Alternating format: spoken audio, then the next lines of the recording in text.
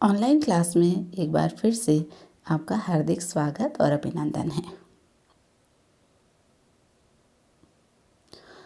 आज हम लोग अपना अगला टॉपिक पढ़ने जा रहे हैं सेल बायोलॉजी में बीएससी पार्ट 3 के लिए, और वो टॉपिक है न्यूक्लियस या केंद्रक। क्या होता है न्यूक्लियस, इसके क्या फंक्शंस हैं, स्ट्रक्चर क्या है, ये सब चीज़ें आज हम डिटेल में डिस्क्राइब करेंगे। न्यूक्लियस की खोज रॉबर्ट ब्राउन द्वारा 1831 में की गई थी।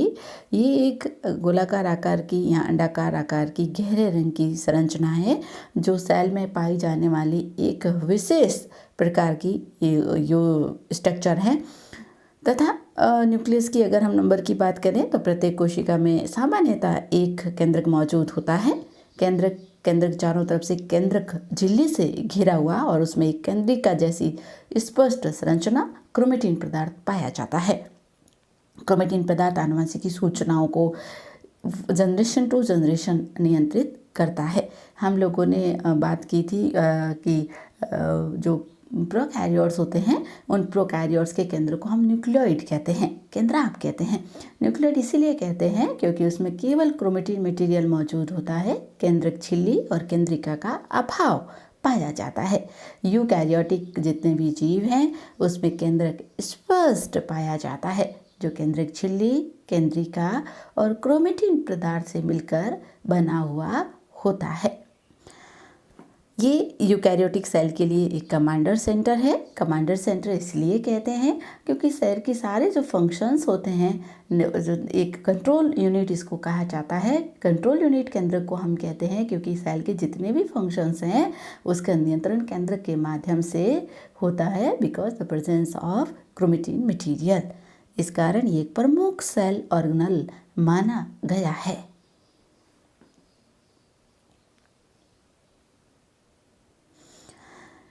इसमें कोशिका की सूचनाएं, आनुवंशिकी सूचनाएं डीएनए के रूप में पाई जाती है। इस कारण इसे डायरेक्टर ऑफ सेल, कोशिका का निदेशक कहते हैं। रॉबर्ट ब्राउन ने इनकी खोज 1831 में ऑर्किड की जड़ों में इसको देखा तथा न्यूक्लियस नाम दिया। न्यूक्लियस की जो अध्ययन है, जो स्टडी का जो है, उसको हम कैरियोलॉजी कहा जाता है। Study of nucleus known as karyology. Flemming ने न्यूक्लियस में मौजूद क्रोमेटिन मटेरियल जो था, क्रोमेटिन पदार्थ था, उसको नाम फ्लेमिंग द्वारा दिया गया था। आकार की अगर हम बात करें न्यूक्लियस की, वैसे तो न्यूक्लियस का हमने क्या कहा, या तो ये गोलाकार आकृति का होता है या फिर ये थोड़ा अंडाकार आकृति का होता है। लेकिन जो रेड ब्लड सेल्स होती हैं, जो आरबीसी की जो कोशिकाएं हैं, जो रुधिर कोशिकाएं होती है, उनके अंदर इनका आकार अलग अलग हो सकता है। जैसे यूसिनोफिल्स में ये बाइलोब्ड, इस तरह से बाइलोब्ड होगा, ये बाइलोब्ड होगा, ठीक है। यूसिनोफिल्स में ये बाइलोब्ड होता है, 2 पालियों से मिलकर बना होता है। बेसोफिल में ये ट्राइलोब्ड होगा, 3 पालियों से मिलकर बना हुआ होगा। और न्यूट्रोफिल्स में ये मल्टीलोब्ड होता है। इसी तरह से मैक्रोफेज कोशिकाओं में ये किडनी शेप्ड या गुर्दे के आकार का होता है। वर्टिसेला में ये घोड़े की नाल के रूप में पाया जाता है, घोड़े की नाल के रूप में पाया जाता है। इस तरह का इसका कोई आकार पाया जाता है वर्टिसेला में।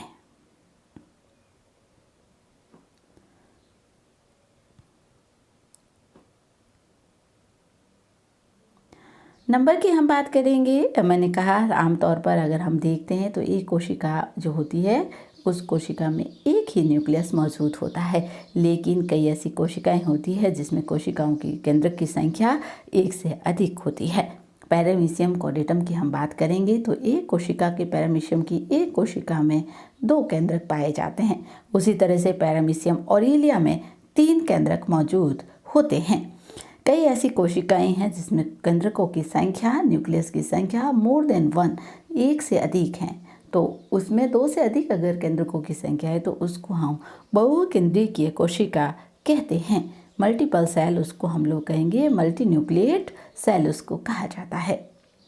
उदाहरण के लिए म्यूकोर, रेंचेरिया तथा पशु की मानव रेखित कोशिकाओं में इसे सिनिटियम कहा जाता है। सिनिटियम का मतलब ये होगा कि जैसे एनिमल सेल की हम बात करें, सिनिटियम में एनिमल सेल जो होती है, ये सेल जो पास पास में होती है, इन सेल की जो भित्तियाँ होती है वो डिज़ोल्व हो जाती है, और भित्तियों के डिज़ोल्व हो जाने के कारण मर्ज होकर जो सेल बनती है उसमें केंद्रक की संख्या एक से अधिक होती है। इस कारण ये अवस्था बहुकेंद्री की अवस्था या सिनिटियम कहलाती है। सिनिटियम का मतलब ध्यान, बहुत इंपॉर्टेंट टर्म्स हैं। एनिमल्स के लिए इसे हम सिनिटियम कहेंगे और प्लांट के लिए इसे सिनोसाइट कहेंगे। प्लांट के लिए इसको क्या कहा जाता है? सिनोसाइट। सिनोसाइट, CEONCYTE, सिनोसाइट इसको हम लोग कहेंगे।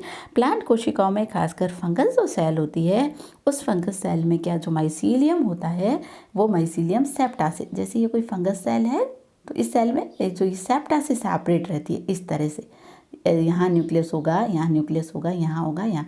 लेकिन जब ये सेप्टा का डिज़ोल्व हो जाता है तो इस सेल के अंदर जो न्यूक्लियस है वो साइटोप्लाज्म में मुक्त अवस्था में ये केंद्रक मौजूद रहेंगे। इस तरह से केंद्रक जो है मुक्त अवस्था में मौजूद रहते हैं। इस अवस्था को हम सिनोसिटिक अवस्था कहते हैं। तो प्लांट्स के लिए अगर हम मल्टी न्यूक्लिएट कंडीशन को अगर काम में लेंगे तो असेप्टिक सेल जो होगी, जिसमें सेप्टा नहीं है, जिसमें पट नहीं है, जिनको असेप्टिक सेल कहा जाएगा, उन सेल के अंदर केंद्रक की मौजूदगी जो है वो बहुकेंद्री की अवस्था में होगी। और प्लांट्स के अंदर इसको सिनिटियम कहते हैं। सिनिटियम मीन्स केंद्रक जो है वो बहुकेंद्री की अवस्था में प्रेजेंट है। सेल वॉल जो होती है, सेल मेम्ब्रेन जो होती है, उसकी जो भित्ति होती है सेल मेम्ब्रेन, वो डिसॉल्व हो जाती है, जिससे एक कॉमन सेल सभी कोशिकाओं के चारों तरफ बन जाने से जो सारे केंद्रक हैं वो कोशिका द्रव्य में मुक्त अवस्था में पाए जाते हैं। यहाँ पर एक और बहुत इंपॉर्टेंट चीज़, कॉम्पिटिटिव एग्जामों को लेकर ये प्रश्न जितने भी हैं बहुत इंपॉर्टेंट है ये पूरा चैप्टर। यहाँ पर केंद्रक में आरबीसी, ह्यूमन बीइंग में जो मैमल्स है उसमें आरबीसी, और एंजियोस्पर्म की चालनी नलिका जो सीव ट्यूब होती है उसमें केंद्रक नहीं पाया जाता है।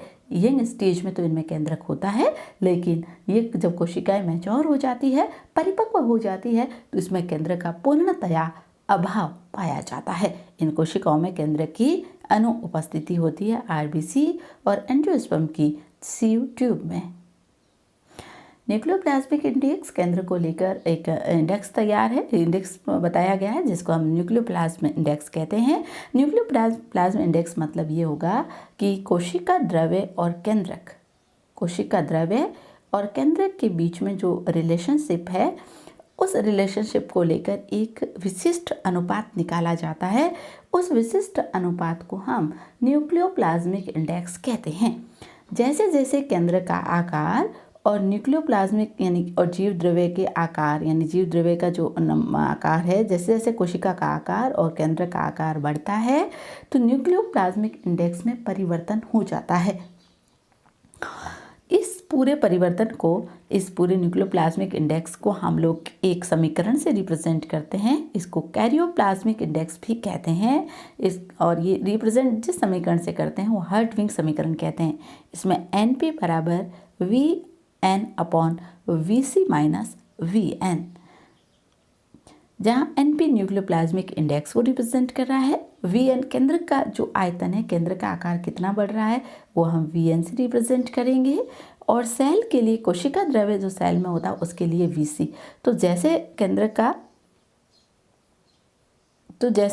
का आकार बढ़ेगा और साइटोप्लाज्म में जैसे ही परिवर्तन होगा तो क्या होगा, हम लोगों ने सेल डिवीज़न यहाँ पर पढ़ा था पहले, तो मैंने आप लोगों को वहाँ पर बताया था कि साइटोप्लाज्मिक इंडेक्स बढ़ने के कारण सेल जो है वो क्या जाती है, विभाजन की ओर जाती है, वो कोशिका विभाजन की ओर जाती है। तो ये साइटोप्लाज्मिक इंडेक्स है, केंद्र का आकार बढ़ना, साथ ही कोशिका द्रव्य में परिवर्तन होना। केंद्र का आकार बढ़ने और कोशिका द्रव्य में परिवर्तन होने के कारण जो साइटोप्लाज्मिक इंडेक्स है वो प्रभावित होता है, और इस अनुपात में किसी तरह का परिवर्तन होना ये कोशिका विभाजन को उत्प्रेरित करता है। जो कोशिका विभाजन है वो इसलिए जाता है क्योंकि जो सेल आकार में ज़्यादा बड़ी हो जाती है उसमें जो साइटोप्लाज्मिक इंडेक्स है वो मेंटेन नहीं रह पाती है। मेंटेन नहीं रह पाती है तो कोशिकाएं फंक्शनल होना बंद हो जाती है। तो कोशिकाओं को लगातार फंक्शनल बने रहने के लिए, क्रियाशील बने रहने के लिए साइटोप्लाज्मिक इंडेक्स के अनुपात को नियंत्रित करना ज़रूरी है। और साइटोप्लाज्मिक इंडेक्स मेंटेन रहेगा तो कोशिका अपना प्रॉपर फंक्शन करेगी। तो इस फंक्शन को बरकरार रखने के लिए सेल को विभाजन की ओर जाना ज़रूरी होता है। एक न्यूक्लियस है, उसका केमिकल कंपोजिशन क्या होता है, वो किन किन चीज़ों से मिलकर बना हुआ होता है। सबसे ज़्यादा उसमें मात्रा होती है लगभग डीएनए 9 से 12% होता है। बेसिक प्रोटीन्स होते हैं। आपको मालूम हो, मैंने कल ही आप लोगों को मैंने जब 3rd ईयर में कल वीडियो बनाया तो आप भी उसको सुन सकते हैं। वीडियो क्लास है वो आपके लिए भी इम्पॉर्टेंट है कि जितने भी प्रोकैरियोट हम यूकैरियोटिक जीवों की बात करें तो जो न्यूक्लियस होता है उसके अंदर हेट्रोक्रोमेटिन से ऑर्गेनाइजेशन होता है। उसका जो क्रोमेटिन है ऑर्गेनाइज रहता है सेल के अंदर हिस्टोन प्रोटीन के कारण। यूकैरियोट में 4 तरह के हिस्टोन प्रोटीन यूकैरियोटिक सेल में पाए जाते हैं और वो क्या करते हैं, उसको ऑर्गेनाइज रखते हैं। तो इन हिस्टोन प्रोटीन जो होते हैं उनकी जो मात्रा लगभग बेसिक प्रोटीन होते हैं वो 15% होती है। प्रोटीन जो होते हैं वो 65% है। आरएनए 5% तक होता है। लिपिड 3% होता है।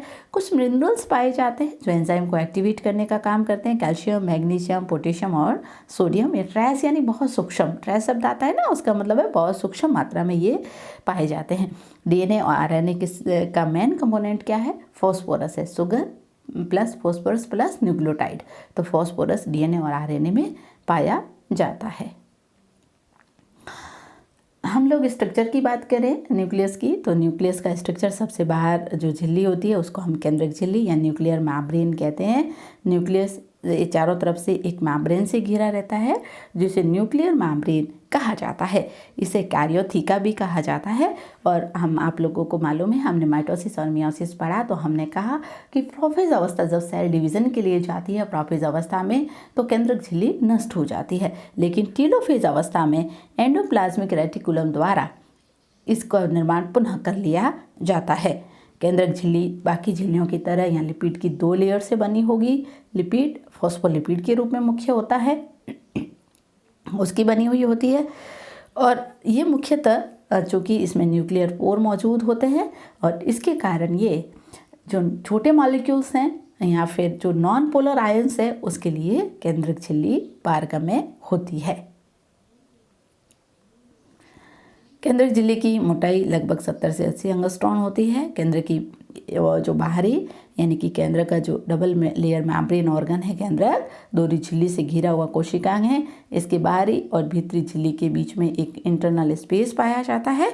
इसको पेरीन्यूक्लियर स्पेस कहा जाता है, जहाँ पर कई तरह के एंजाइम मौजूद होते हैं। तो ये पेरीन्यूक्लियर स्पेस है। 2 न्यूक्लियर मैम्ब्रेन के बीच का जो स्पेस है, खाली स्थान है, उसको हम पेरीन्यूक्लियर स्पेस कहते हैं। न्यूक्लियर पोर केंद्रक झिल्ली, ये जो केंद्रक झिल्ली है ये पूरी तरह से पूरी कंटिन्यूअस नहीं होती है। उसके बीच बीच में जगह जगह पर पोर मौजूद होते हैं जिनको हम न्यूक्लियर पोर कहते हैं। ये जो पोर हैं इसको क्या कहा जाता है, न्यूक्लियर पोर। न्यूक्लियर पोर एक कॉम्प्लेक्स स्ट्रक्चर है, ऐसा सिंपल स्ट्रक्चर नहीं है, एक बहुत ज़्यादा कॉम्प्लेक्स स्ट्रक्चर होता है जो न्यूक्लियोपोरिन द्वारा 9 नैनोमीटर आकार वाले केंद्रक छिद्र जो है वो गठित किए जाते हैं। RAN प्रोटीन केंद्रक के छिद्र का आकार बढ़ा देता है। इसका व्यास लगभग 300 से लेकर 1000 एंगस्ट्रॉन तक होता है। केंद्रक की जो इसका केंद्रक जो छिद्र है उसकी संरचना अष्टकोणीय होते हैं। और मैंने कहा ये कॉम्प्लेक्स स्ट्रक्चर होता है जिसमें एक सघन वलय के रूप में पाया जाता है जिसको हम एनुलस कहते हैं। एनुलस केंद्रक छिद्र के साथ मिलकर जटिल ये केंद्रक पोर है। अभी मैंने आपको न्यूक्लियर पोर जो मैंने आप लोगों को बताया उसका हम इंटरनल स्ट्रक्चर देख रहे हैं। ये यहाँ पर ये न्यूक्लियर पोर है तो उसका ये स्ट्रक्चर है। ये जो न्यूक्लियर पोर हैं वो nuclear envelope, outer ring, स्पॉक्स, basket और फिलामेंट से मिलकर बना होता है। पोर कॉम्प्लेक्स में एनुलस और न्यूक्लियोपोर होता है। एनुलस और न्यूक्लियोपोर पाया जाता है।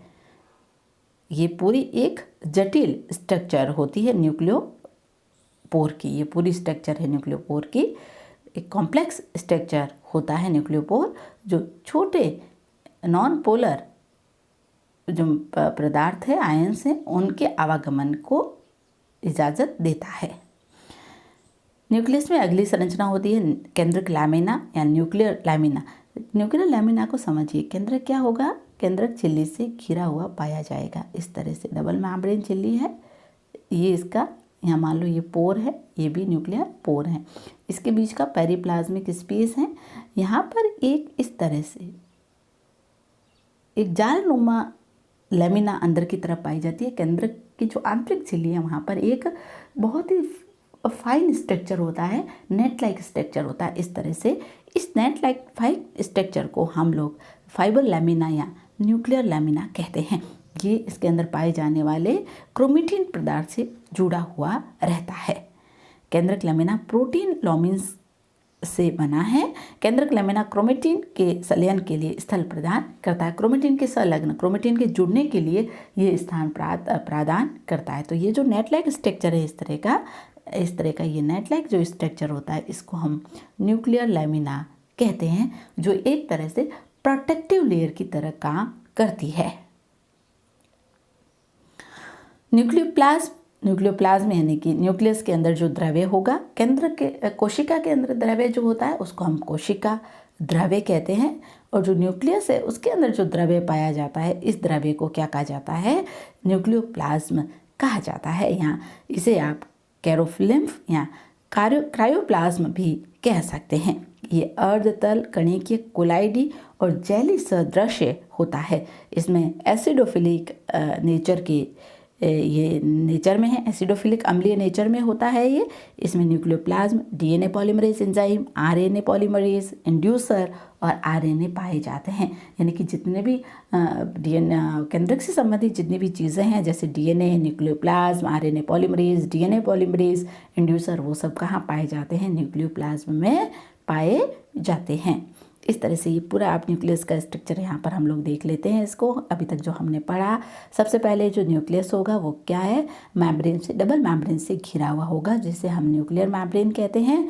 दो न्यूक्लियर मेम्ब्रेन के बीच में जो होगा वो एक स्पेस पाया जाता है, जिसे इंट्रासेलुलर स्पेस देख रहे हैं ना, दोनों लेयर के बीच का ये स्पेस, ये वाला, इसको हम इंट्रासेलुलर स्पेस कहते हैं। इंट्रासेलुलर या इंट्रा न्यूक्लियर स्पेस इसको कहा जाता है। न्यूक्लियस के अंदर जो द्रव्य पाया जाता है वो न्यूक्लियोप्लाज्म, ये पोर कॉम्प्लेक्स मौजूद होते हैं, केंद्रिका मौजूद है जिसके हम जिक्र भी करेंगे। नेट लाइक स्ट्रक्चर होता है, उसको हम क्रोमेटिन कहते हैं। न्यूक्लियस जो है बाहर की तरफ एंडोप्लाज्मिक रेटिकुलम से जुड़ा रहता है। एंडोप्लाज्मिक रेटिकुलम जो है वो न्यूक्लियस से जुड़ी रहती है। जो एंडोप्लाज्मिक रेटिकुलम न्यूक्लियस से जुड़ी रहती है, उसकी बाहरी सतह पर राइबोसोम मौजूद होते हैं, राइबोसोम पाए जाते हैं। ये यहाँ पर क्रोमेटिन मटेरियल है वो नेट लाइक स्ट्रक्चर में मौजूद रहता है।